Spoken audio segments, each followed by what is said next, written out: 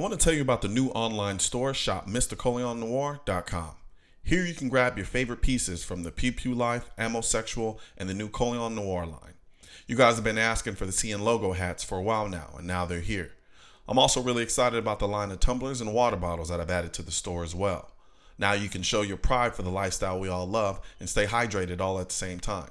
So click the first link in the description box and grab your gear today. And don't forget to hit that subscribe button.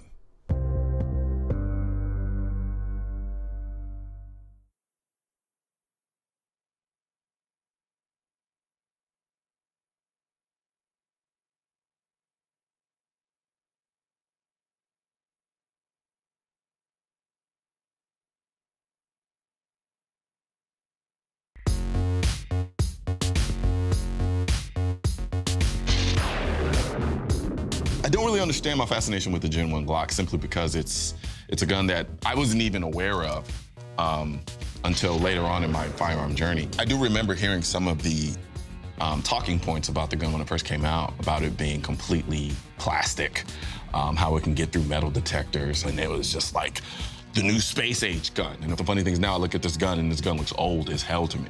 But the gun is definitely something that, well, when I see it, it means a lot. I'm a sucker for nostalgia. The Gen 1 definitely gives me the nostalgia feels whenever I see one. I actually have never actually seen a Gen 1 in person. This is the first time, and now I'm touching it. I don't think I'm supposed to touch it, but I'm touching it. I wonder what the trigger's like. I want to shoot it now, too.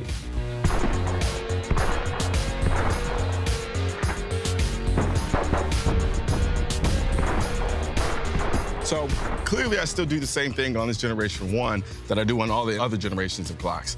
I ride the slide lock, and thus doesn't allow the gun to lock back whenever I hit the last round. It's really easy to shoot. I'd kill for some finger grooves right now. I'd kill for some RTF texturing right now. But besides that, everything else is pretty much dead on.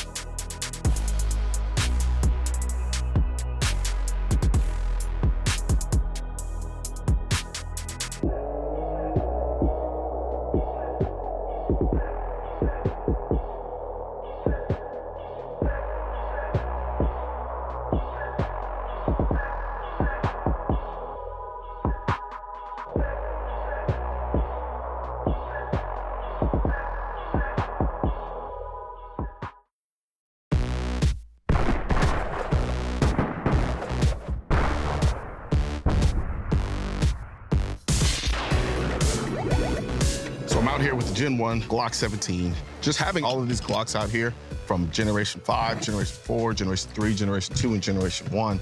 Sitting here and I look at the span of all the different generations, and I gotta be honest, they haven't really changed very much. Hell, when I first got into guns, they were already on like Gen 3.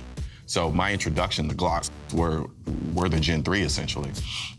But with the Gen 1, I think because I came into it the way I did, so far along in their evolution, there's a certain appreciation that I have for it that I can look back on and say, you know, like, hey, like that's a very rare gun. That's a gun that has basically served as the catalyst for what is to be one of the biggest gun companies in the world. For someone who's a Glock enthusiast, or as we like to call it, a Glock fanboy, the changes, though slight, you wonder, are they a testament to how revolutionary the Glock handgun was and in very little need for any change? Or are they kind of stuck and over-depending on a platform that has essentially worked? Regardless, I don't think it really matters, because at the end of the day, we're still left with what is essentially a very good platform. There's a redundancy in these guns, clearly. Most of the changing done progressively have stemmed from ergonomics, and I don't think that's necessarily a bad thing.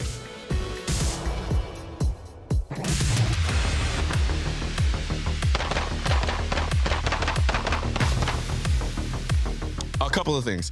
This grip sucks. When I have it in my hand and my hands are dry, it's not really an issue. Being out here in the heat, holding on to this grip, there's nothing here to give you any traction whatsoever to actually get a good grip on a gun, and the gun kind of starts sliding out of my hand. As you probably noticed, I was readjusting my grip. So I will say the texturing that they put on the Generation 4 and Generation 5, good job. However, like I said before, it didn't really shoot that much different. It felt just the same. But there's something very organic and natural about the way this Generation 1 feels in my hand. Some of that may just be a placebo effect in my mind and understanding that this was the first gun. There's a perceptive originality to it. Even in just the way that it feels. Not so much just me knowing about it, but just the way the gun feels looking at it. And of course, the gun's been around for so long now. When I look at it visually and compare it to all the other guns, it just looks like an older gun. And I think it's a side of the gun industry that a lot of people don't get to see or able to appreciate. And I think that the Glock handguns in general have just revolutionized the gun industry in a way that very few companies have ever been able to do.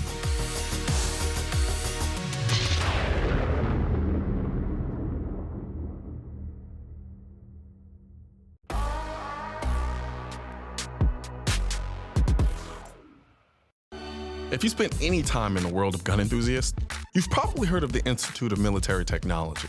I've had the privilege of seeing some pretty insane gun collections in my time, especially during the show Noir. But what they've got here is nothing short of Mecca. It's not open to the public, but if you get a golden ticket to the chocolate factory, you go.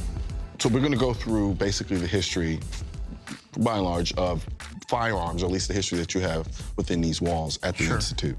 Well, what we're really wanting to do is preserve the history that has happened since 1776 to modern day of all the advancements to firearms technology for our soldiers. Gotcha. And so what I have here is what is the first American marked or U.S. property marked, and it's called a surcharge gun. We couldn't go buy any guns from the British because they didn't want to sell them to us.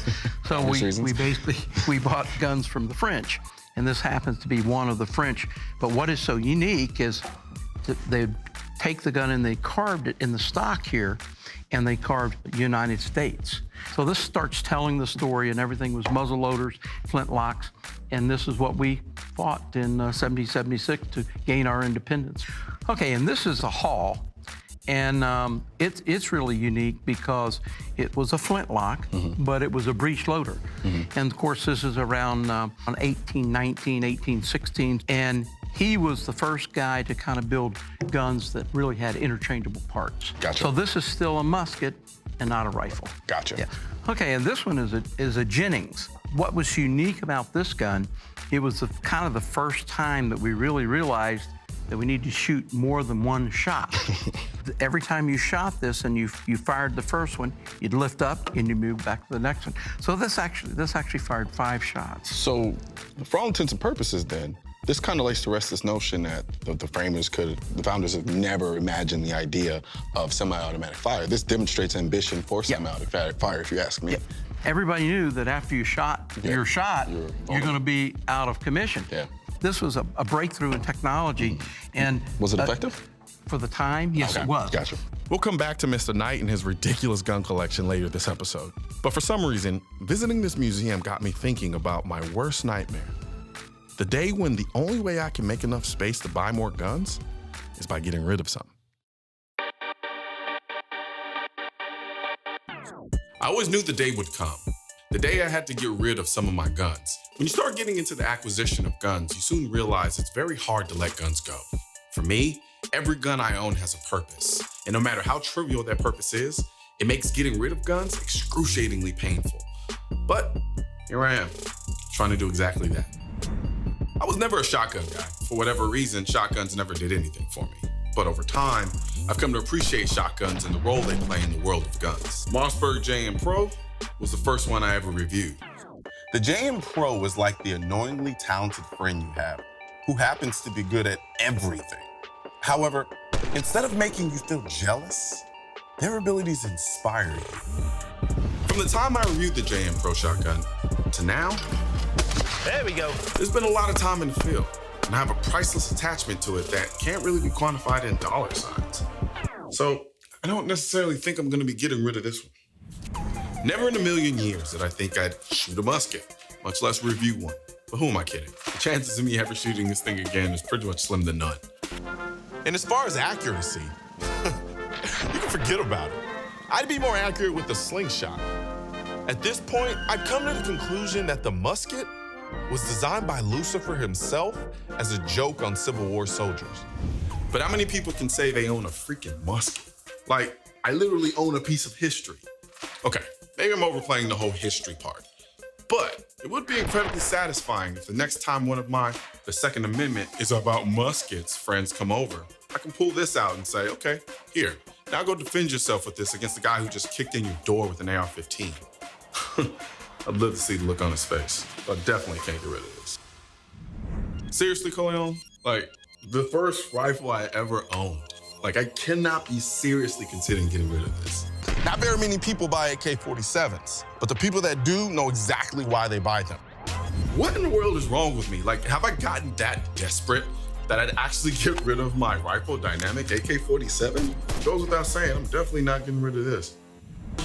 Because of the rail, this rifle looks just like a Warsport LVOA. I have a Warsport LVOA, and I'm pretty damn fond of it. So this should be an easy decision, right? Except this rifle couldn't be more different in terms of the way it shoots and feels. This is one of the fastest shooting rifles I've ever shot, much less owned. In my hands, I'm a better shooter, a better person, an incredible lover. And none of it is true. Well, except the first two, of course. But when this rifle is in my hands, all of it is true. And that's why I love, not lust, this rifle. This rifle is to me what push-up bras are to women.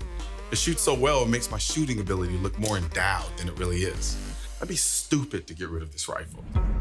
This gun should be a no-brainer. One, it's not really a gun, it's an airsoft rifle. Two, I'm not really an airsoft guy.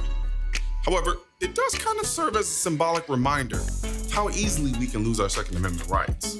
I could almost smell the gunpowder when I engaged in rapid fire. It was incredible. Is this the future we want? Forced to watch airsoft reviews? On the surface, the idea that having Hillary as president would relegate us to airsoft guns, but then there actually being countries around the world where even airsoft guns are being banned, is quite terrifying. I think I should just keep this as a reminder of what could be and what almost was.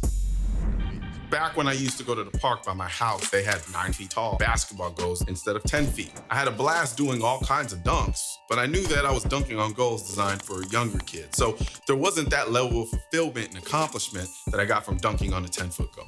As much as I enjoy shooting the Blaze, it's 22, so I don't feel like I'm shooting a real gun. However, it's a great gun to teach new shooters on.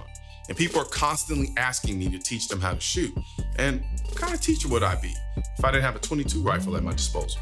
Definitely can't get rid of this one. What? I'm only human, so sue me.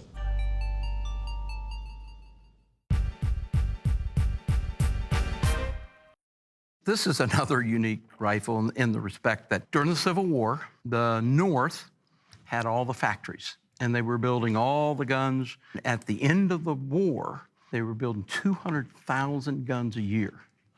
And they took their old guns and they said, if we took these old guns and we converted them to where we could make them into muzzle loaders, how would we do this? So every one of these inventors came along and said, I would do it this way. Yeah. Well, I would do it this way. And they said, well, how about all you guys that have ideas, come to us with your ideas, and we'll give you the lock, the stock, and the barrel. And that's where the term lock, stock, and barrel came from. Gotcha. So you'd come to the government and said, well, you give me 10 locks and 10 barrels and 10 stocks, and I'll put those together and I'll bring you 10 rifles. Here at the Institute of Military Technology, if we did not keep these guns and capture these guns and show them, it's almost like this idea never happened. So we're kind of excited about not necessarily what was the winner, I'm just as excited of what was the loser, because you find out what they did wrong and what didn't work sometimes can be as important to you as what did work. Gotcha.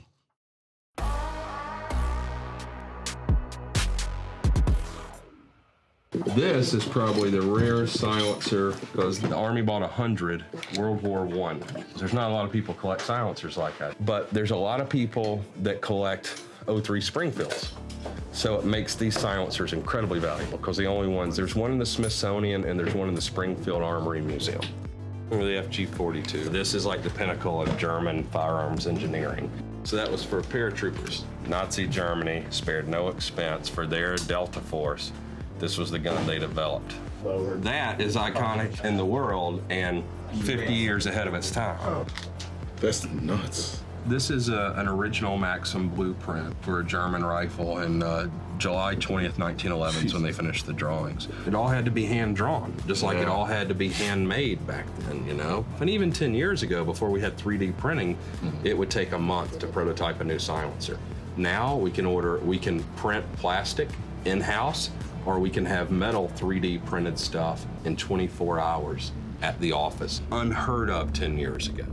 Kevin Brittingham isn't your average CEO. He's been in the firearms business since he started Advanced Armament Company at the age of 19. He sold that a while back and now owns Q, where his mission is to build the world's best silencers. Kevin knows guns inside and out, historical and modern, and it's in them that he finds his inspiration.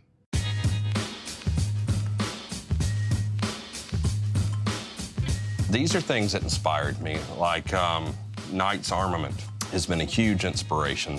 My favorite gun company in the world.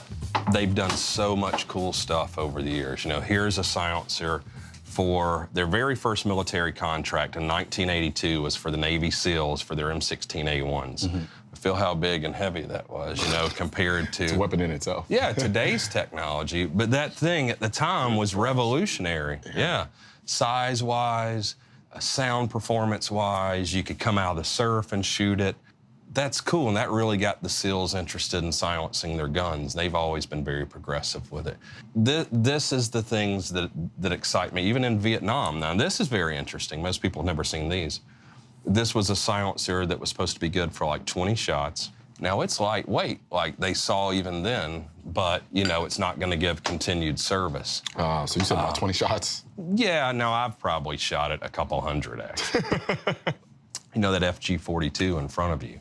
You know, now that was a nation, you know, that's Nazi Germany. When they put all of their resources behind something, wanted to develop something for their SEAL Team 6. It has integrated bipod, integrated bayonet. The gun is super lightweight. The stock has basically recoil built into it. You know, the original Knight's Armament flip-up sights that everybody has on their gun. You know, a lot of thought went into every aspect of that gun. I mean, they really wanted to win. They did. So just a lot of these older products, and things that you kind of draw inspiration from. And you can see cues over time of seeing lighter, sound suppression, just all these factors that really helped soldiers. From a nostalgic standpoint, the Maxim silencer and the cutaway there. You know, that was designed in 1908. And the 22 version of that was the quietest silencer I owned until the 1990s. So you talk about a genius, you know, where you have the mailing tubes over here, because back then it made sense. The silencer was a firearms accessory. So So you just throw it in the mail. It's kind of like somebody shipping me PMax. Yeah, so you send the Maxim Silencer Company $5 and your address, and you check the box of the model you want, and this comes in the mail. The silencer's in it, it's got stamps on it. Could you imagine? Yes, I can imagine it. Yeah, apparently, right? Like, I mean, we went from having these things sit in the mail to now, you got to like sign away half your soul. Yeah, it takes you a year to get this as a civilian now. Yeah. Like my daughters would not hunt if they had to wear ear protection or guns were loud. They would never go shoot. And you see, and in the military, you know, in front of you, you've got a silencer from World War I that the Army purchased for the '03 Springfield. You know, and you know, they used silencers on '03 Springfields going after Pancho Villa, actually. So that was the first military use in this nation of silencers on guns. The silencers give soldiers a lot of advantages. Yeah. And those advantages are very helpful for when we hunt or we're just at the range with our buddies. You know, today we're shooting at my range.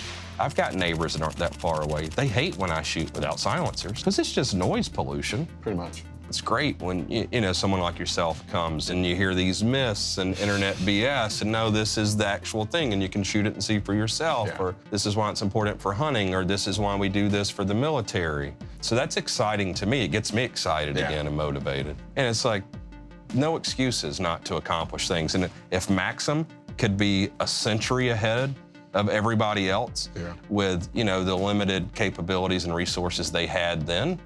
You know, why can't I achieve what I want to achieve? Absolutely. Well, thank you very much, man. Thank you. Absolutely.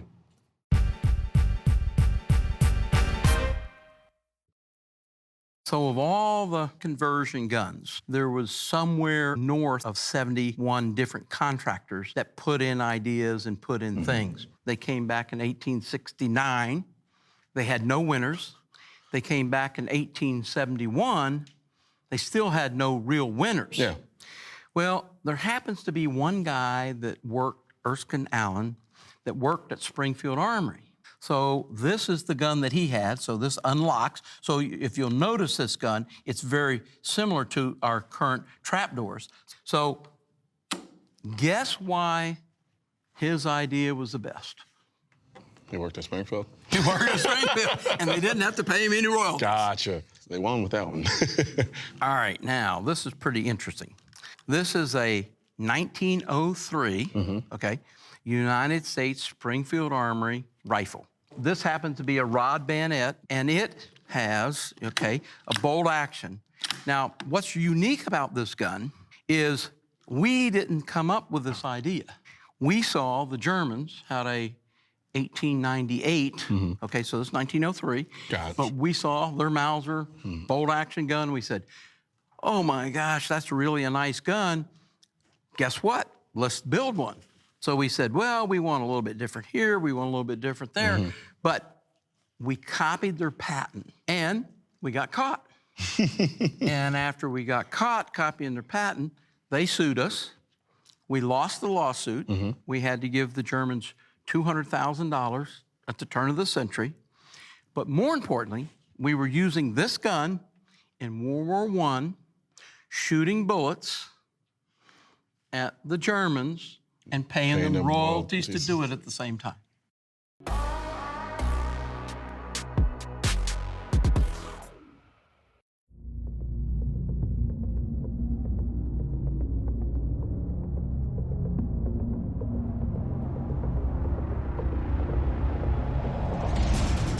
What are you doing? No!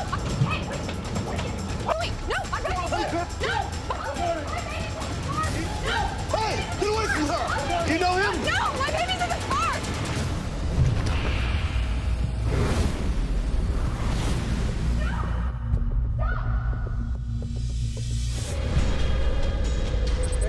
Backing up. When you're taking the shot, where are you aiming? To the head, central nervous system. Why? Complete shutdown, hit the light switch.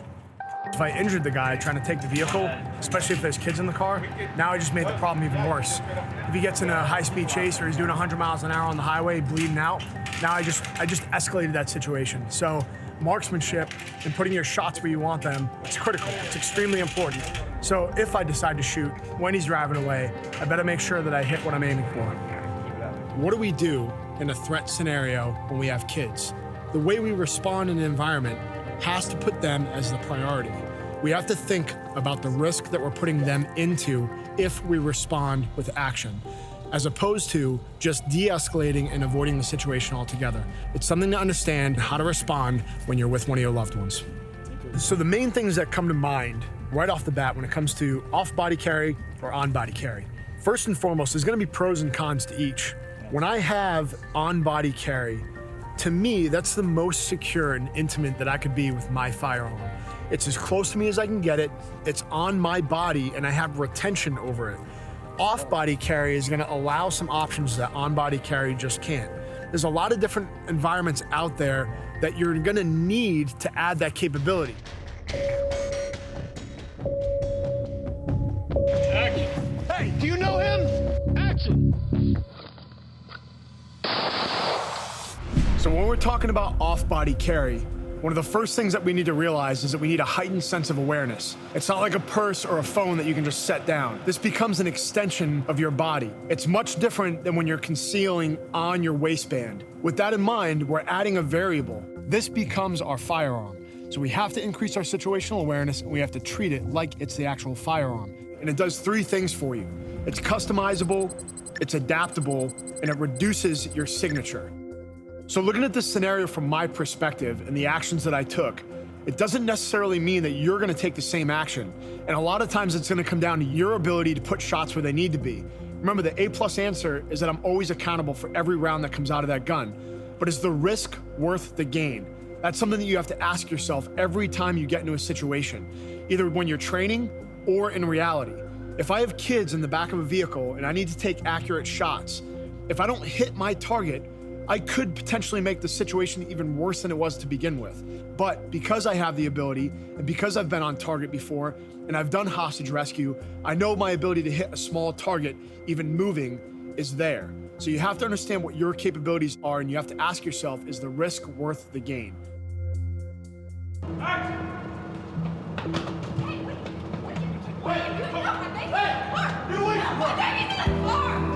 One of the biggest things available to us when it comes to off-body carry is customization. Being able to fit the gear that we have into our lifestyles. I have something that's designed that doesn't make me stand out from anybody else. I can walk into the gym and I can walk out of the gym and transition through that environment seamlessly. And then if I get in a confrontation, like you saw in this scenario, it makes it really easy to access this gun even though I've got gym shorts on. The other thing to think about when it comes to customization is, are you doing what you would in reality in your training regimen? It doesn't matter if you're wearing gym shorts or flip-flops. If you do it out in town, you have to add it to your training. The second thing is adaptability. It's important to be able to adapt in our lifestyles, and it's not unrealistic in our daily routine to think that we'd go to the gym, go to work, and eventually make our way to dinner. And all three of those environments are going to be different.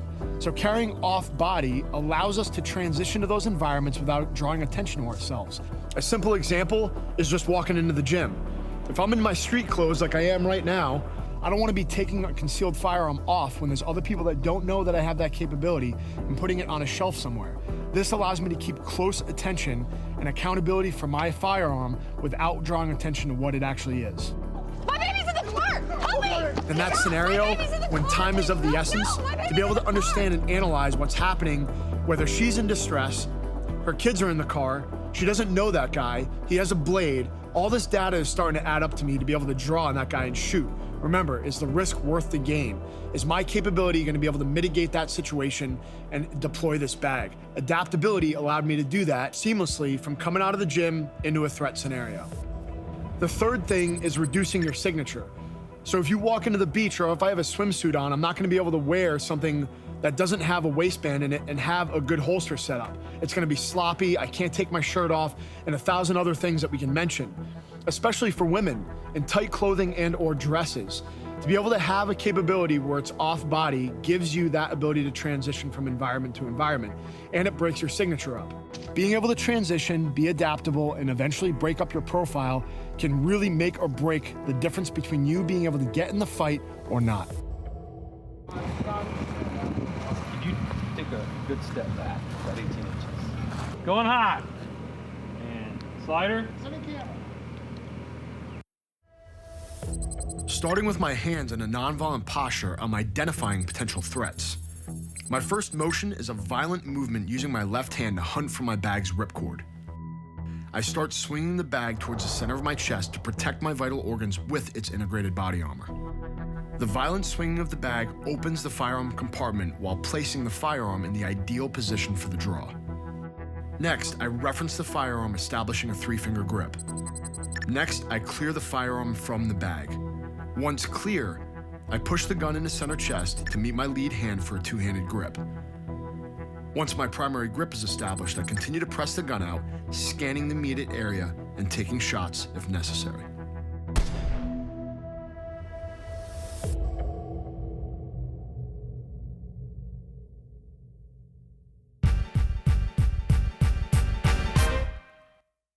Okay, 1903, we've adopted this gun.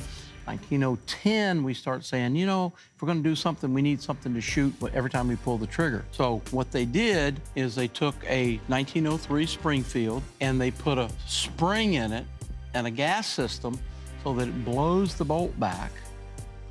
It catches another round and feeds it, so every time you pull the trigger, it fires. So it's a semi-automatic bolt-action converted gun. Remember, we talked about how popular conversion guns were. Well, this is really a conversion gun, converting from a bolt action to a semi-automatic. Now we have really gotten into the swing of things about 1921, 1923, and said we really need a semi-automatic gun.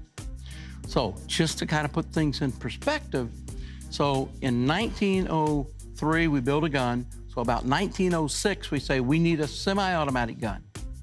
We did not adopt a semi-automatic gun until 1936. Can you imagine spending 30 years of your life doing something? Yeah. But that's how hard the problem was and how far it took us.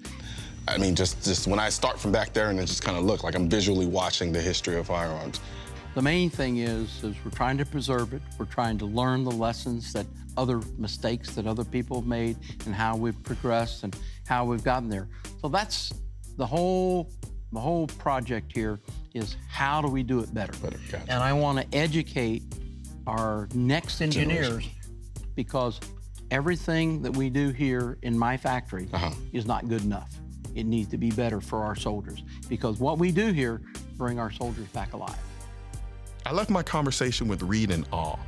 Awe for the generation of tireless work that so many people have poured into equipping our soldiers with the best possible tools. Awe for the heroic things those soldiers did with these firearms, and reverence for the freedom that all of this stands upon.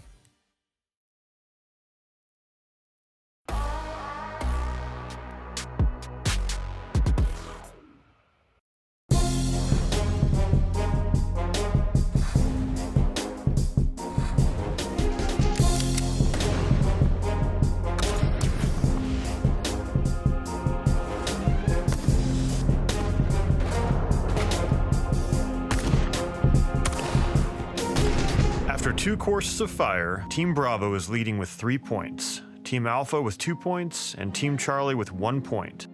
Shooters, welcome back. Course 3 is a friendly game of horse, or in this case, gun. Each team will start shooting the JM Pro on a clay with a slug from 7 yards. Then, the team together will move behind the barricade, and the other shooter will shoot 2 hits on a pistol target 10 yards away. If any shots are missed, the shotgun or your 2 attempts from behind the barricade, your turn is over. Where does the horse come into play? You guys get to choose how you want to shoot from behind that barricade. You can get as complicated as you want, as long as it's safe. The caveat is you have a time limit. Stand by.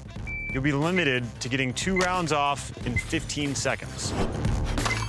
Standard rules of horse apply beyond that. Now, by the way, I'm Alpha Bravo Charlie, like that's kind of lame. So right now on the spot, each team, we're gonna go down the line, think of an animal that's gonna represent your team. Could be sloths. We'll be Team Sloth. And Team Alpha, what is your animal? Team Sloth. Team Sloth. You stole it! Wow. You stole our name! Sell down. Wow. For the mental warfare that he engages in, like they want sloth, I got sloth. Team Sloth. That should be ours. Thank you. All right. Yeah, Team Sloth. What are we? Formerly known as Bravo. Spotted Owl. Spotted Owl. And Team Charlie that wanted Sloth. Sorry, they took it from you. What you got? This be Tigers, yeah. We're Team Tigers. Tigers. Yeah. I like it. Tigers and Sloths. All right, let's do this. All right, Let's thanks. do it. Let's go. Let's go. Shooters ready. Stand by.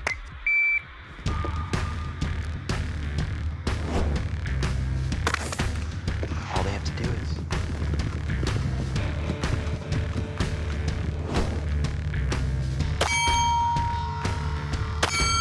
That's it, right?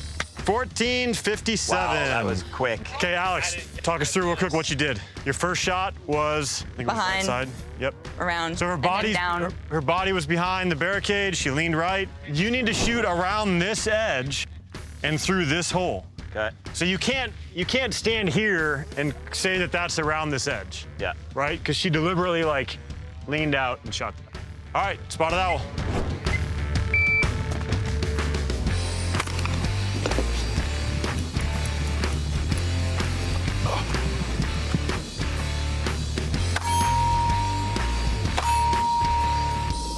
Okay, so listen up. They did not pass that. I knew it. What? Okay. Yep. I clearly said Around that. she shot around this edge. Yep, you did. Shot over. Darren shot around this edge. Oh, wow. Well, we're gonna follow them first. Oh no, they're gonna set it and they have to follow. And So they're do gonna we get have to keep doing the same one? Yes, exactly. They're gonna get a U until they mess up. And then they're gonna get an N from us. So they're gonna be out first and then we have to You hear this guy? Talking. He's running his gums. Stand by.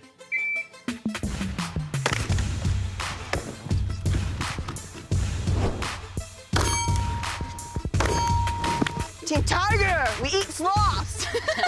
Stand by. Prone.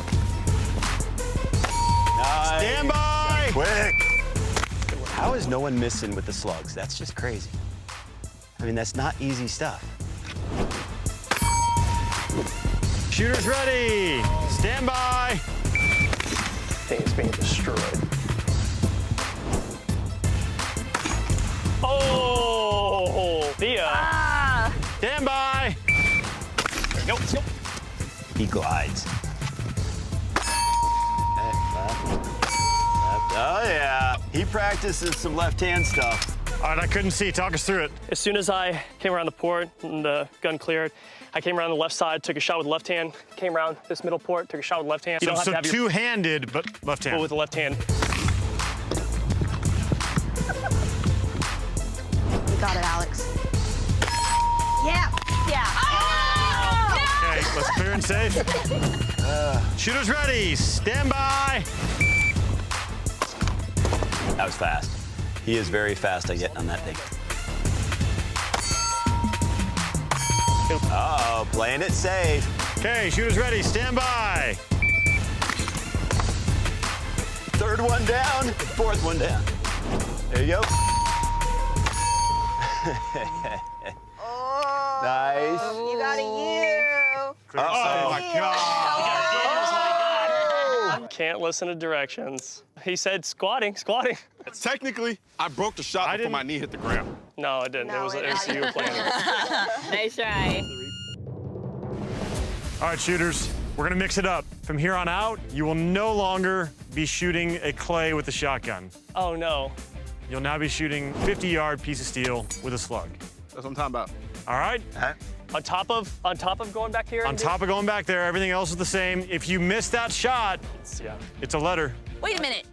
So you tell me we got 15 seconds to do that and to do that? Yes, that's exactly what I'm telling you. How many shots did it take you to do that? Let's recap. At this point, Team Spotted Owl, you guys have GU. Team Tiger, you guys have GU. Team Sloth, you guys have nothing.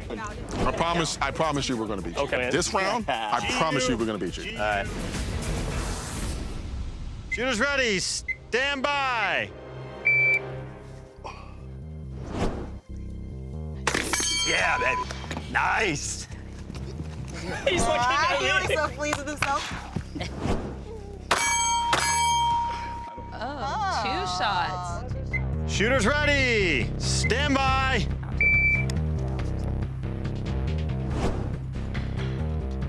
G, thank you.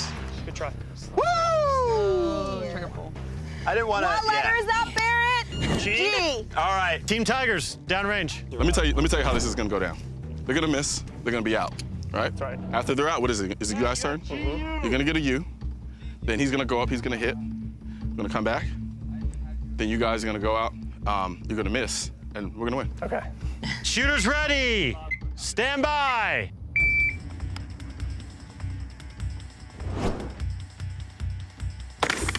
Oh, Prophecy 1 down. that is the hard part. I'll give it a try. Yep. Effort. All right, one team down. G-U-N. Now we can relax. Oh, no. One of two things are gonna happen.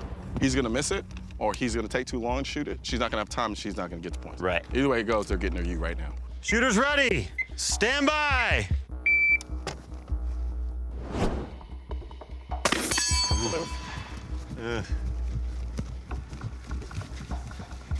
Kneeling, 2 shots. Good work, girlfriend. Nice. Unload, show clear. Damn, I thought that was gonna be closer. Good work. I need you right now. Yeah. Because I'm not gonna miss. What are you gonna do? What are you gonna do? I'm just gonna shoot. We're gonna get them on there. Shooters, stand by. Don't even run. You're not gonna have to run.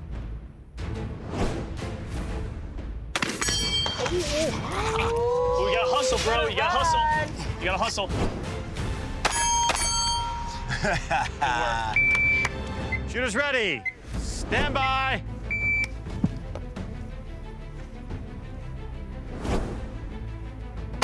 Good, let's go. Let's go.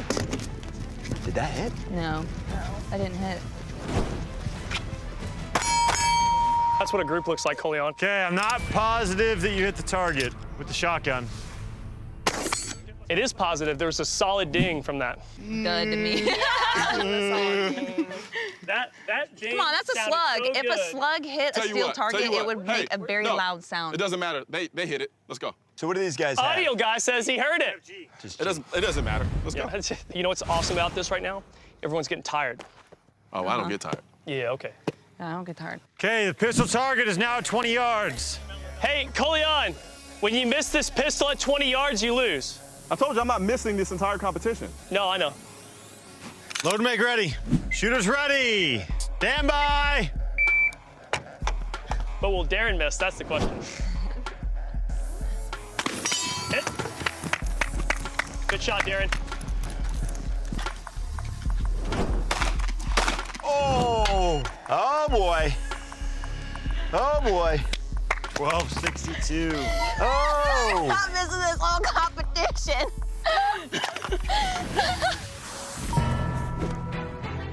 It's late in the day. Course of 3 is behind us. I think we can all feel it.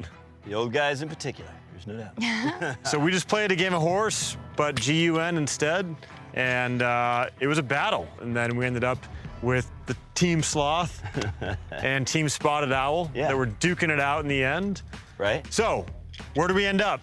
We ended up with the Sloths in first place. Team Spotted Owl, you guys came in second. And the Tigers, you guys came in third, so you get 1 point. However, major caveat on this. We had a safety violation. One of the safety rules, treat all firearms as if they're loaded, -1. So you guys were awarded 2 points for coming in second place, docked a point for safety. That takes you down to 1 point awarded for course 3.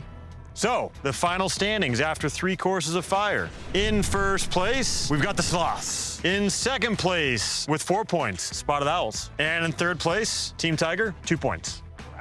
All right, all right. All right, good job, guys. Course of fire number 3, done.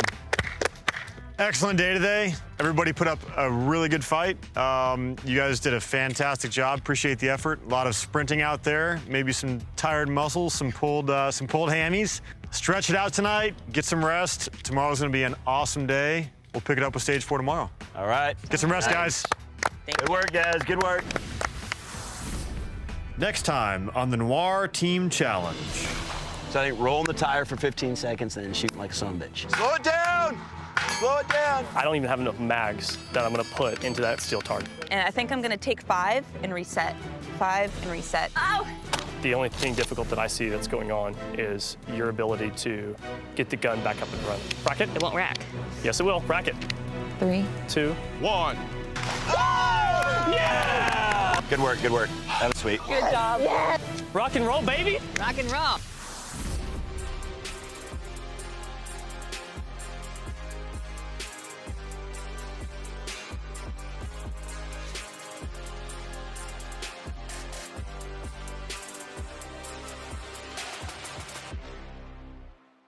Before you go, I want to tell you about the new online store, shop MrColionNoir.com. Here you can grab your favorite pieces from the Pew Pew Life, Ammosexual, and the new Colion Noir line. You guys have been asking for the CN logo hats for a while now, and now they're here. I'm also really excited about the line of tumblers and water bottles that I've added to the store as well. Now you can show your pride for the lifestyle we all love and stay hydrated all at the same time. So click the first link in the description box and grab your gear today. And don't forget to hit that subscribe button.